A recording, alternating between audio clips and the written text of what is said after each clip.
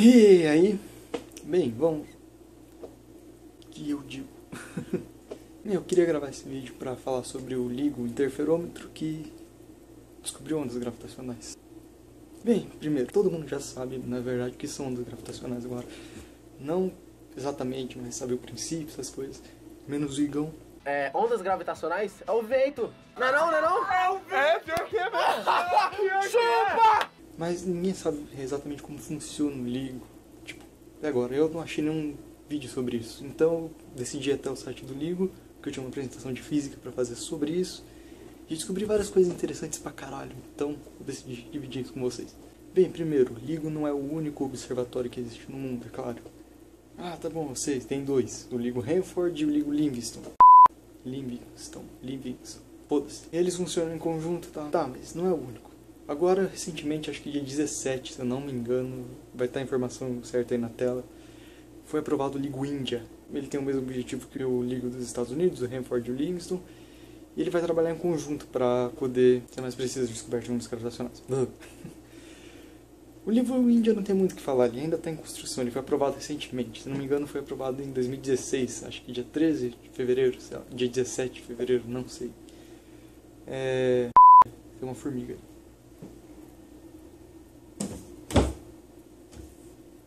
Biólogos que me perdoem. Outro interferômetro que merece ser falado aqui é o Virgo, que fica na Itália. E ele é menor que o LIGO, ele só tem 3 km, e o LIGO ele estava passando por upgrades, que deu certo, tanto que ele descobriu ondas gravitacionais. A gente vai falar mais pra frente dos upgrades. O Virgo ele ainda está sobre upgrades, então... o que é isso do Virgo? Ele é da Itália, tem 3 km, ou seja, menor que o LIGO, e está fazendo upgrades agora. Outro que merece ser falado é o GEO 600. Esse fica na Alemanha.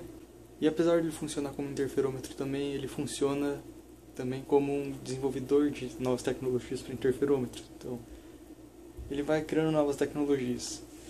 Ele só tem 600 metros, que é um interferômetro bem pequeno.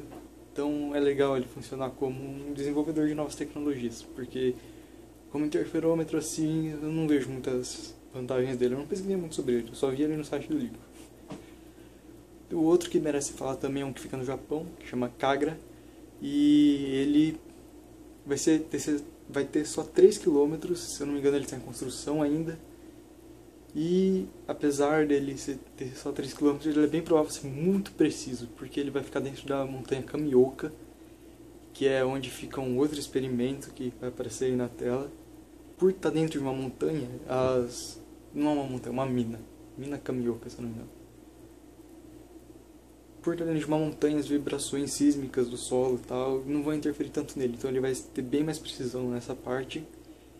E ele vai trabalhar muito com criogênicos, então as vibrações moleculares das paradas dentro dele não vão ser tantas assim. Na verdade, eles esperam que chegue próximo a zero, ou seja, não vai ter tanta interferência. Para quem não sabe, o LIGO ele consegue ouvir as vibrações moleculares das cordas que seguram os espelhos, ou seja, tipo, é muita fodeza. Então, o Kagra ele tem essa vantagem aí agora. Falando do LIGO agora, a primeira coisa que a gente devia falar são os...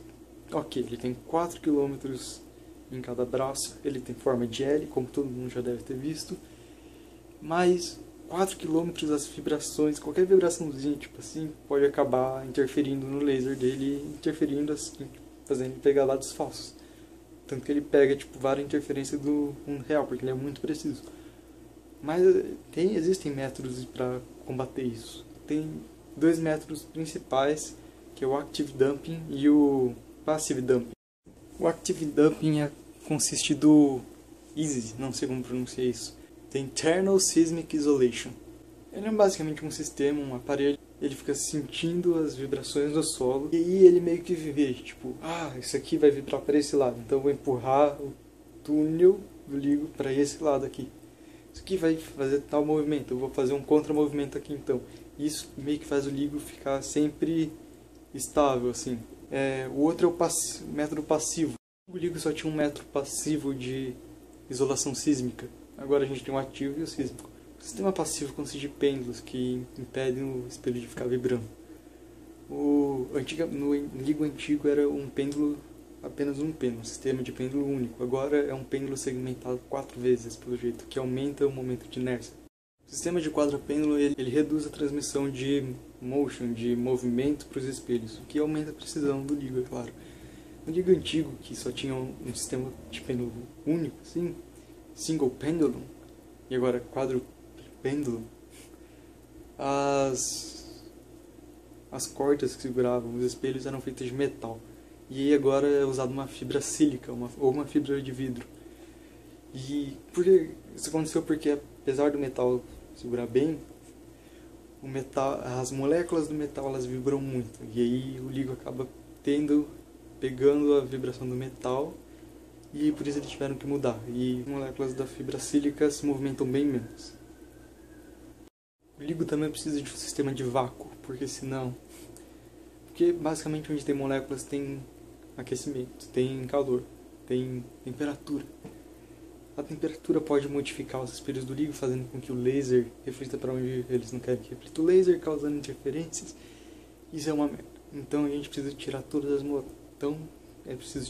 moléculas de dentro, todas as moléculas de gás dentro do LIGO. E também, se tiver ar dentro do LIGO, se tiver sujeira, pode acontecer de poeira acabar indo na frente do laser, causando interferência também. Acabar as moléculas, como ele pode sentir as vibrações quânticas das moléculas se mexendo, as moléculas de ar se movendo lá dentro podem causar interferência. Então, para criar um vácuo,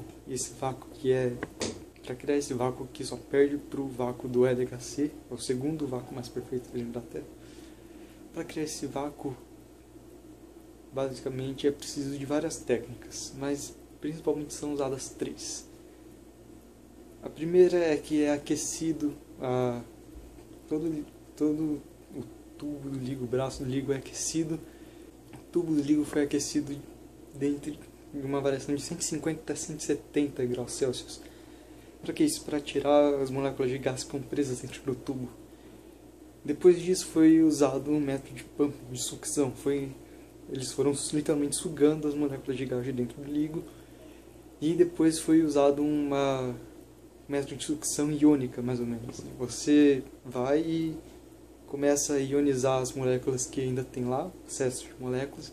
Elas vão ficar carregadas com um tipo de carga e você puxa elas com outro tipo de carga.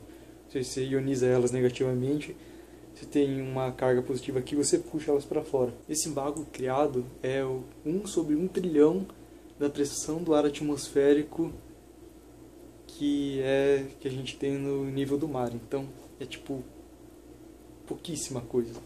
O vácuo é que ele previne a passagem de som também, porque se você faz um vácuo ao redor do túnel, dentro do túnel o som não vai passar, ou seja, o som não vai mais interferir lá dentro. Não. Os computadores do LIGO são importantes pra caralho também, porque basicamente toda a data, toda a informação que você consegue, você tem que arquivar em algum lugar.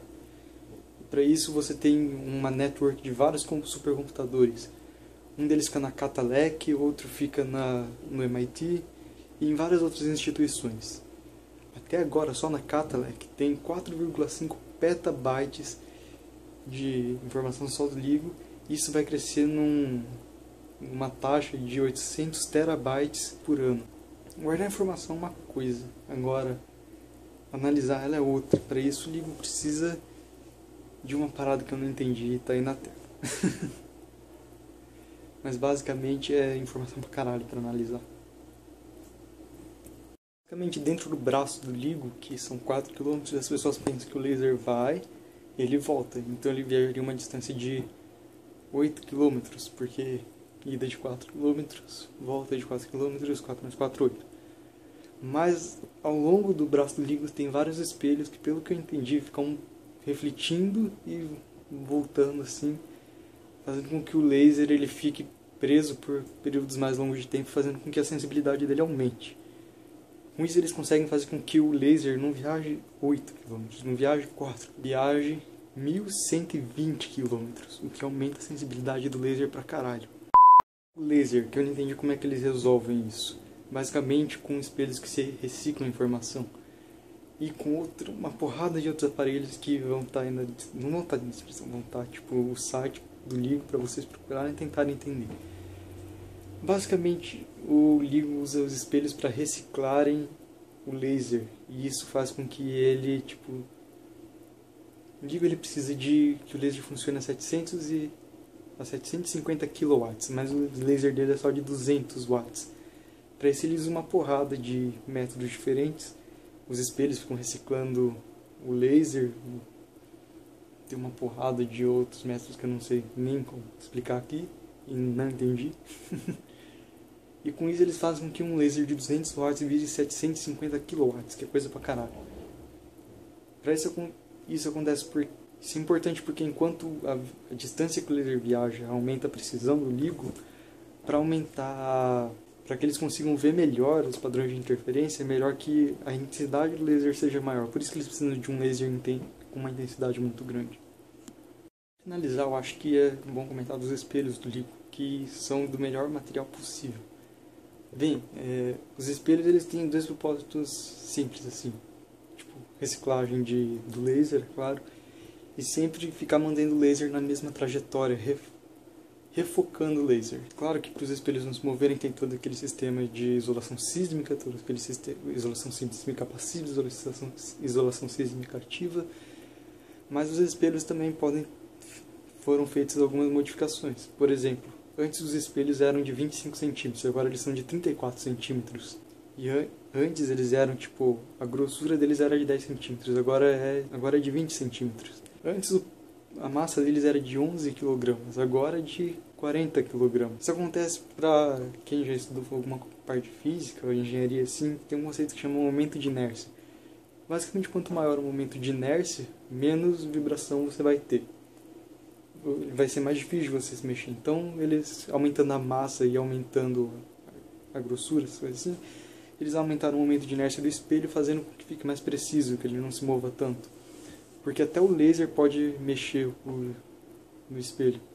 Tem um problema no espelho também, que quando o laser passa por ele, ele vai acabar aquecendo. E com o espelho aquecendo, vai acabar deformando o espelho, com o espelho deformando, vai acabar tendo imprecisões. Mas os lasers são tão bem polidos, eles são tão bem feitos que a quantidade de laser que eles absorvem, tipo, quando chega um laser, eles absorvem uma parte do laser em 3 milhões, que significa que eles não absorvem quase nada do laser e quase não aquecem, fazendo com que o laser não perca a intensidade dele em muita coisa, fazendo com que eles sejam super ótimos, sejam ótimos refocuzadores. Um outro fato interessante do laser é a precisão com que ele foi feito, do espelho. Um outro fato interessante do espelho é a precisão com que ele foi feito. Tipo, quando você trabalha fazendo alguma coisa, você sabe que sempre vai ter um erro do seu design para sua coisa mesmo. Por exemplo, vamos supor que você está fazendo um controle de videogame, você erra o controle em 1 milímetro. A precisão dele ainda é boa, porque você só errou em 1 milímetro. Vamos supor que você está fazendo uma estrada de 11 quilômetros, você erra em, sei lá, 2 metros. Tua precisão foi ótima pra caralho. Os espelhos do LIGO, a diferença do design para eles mesmo, a unidade de medida que eles usam é átomos. Como já falado, tem 2 observatórios, o LIGO Louisiana, o LIGO Livingston e o LIGO Hanford. E isso acontece porque, basicamente, vamos supor que você está trabalhando no LIGO. Apesar da precisão dele ser imensa, toda hora você está recebendo interferência. Porque, apesar de você fazer as coisas mais perfeitas possível para que não tenha interferência, a sua precisão é tão grande que você ainda assim acaba tendo interferência de tudo quanto é lugar. Então se você tiver 2 observatórios a uma distância grande, no caso essa distância de 3.002 km ou 3.001 km, cada lugar fala uma coisa, você pode comparar os dados obtidos por cada um. E basicamente um vai ter um tipo de onda que vai estar lá, o outro vai ter outro.